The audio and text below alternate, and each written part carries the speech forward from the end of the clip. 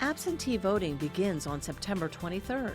Your absentee ballot is counted on election night, and your vote is included with the reported results. There are 19 valid reasons to vote absentee in Virginia, including a long commute, having a disability, or being a caregiver. Check to see if you're eligible. There are two ways to absentee vote: in person and by mail. To do either, you should first check your voter registration status, ensuring it is up to date. You can now apply for a mail-in absentee ballot online.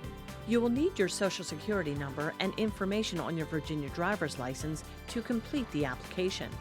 Information is also provided on how to apply if you do not have a driver's license. You will be able to vote absentee in person at the Government Center and at 9 other locations throughout the county.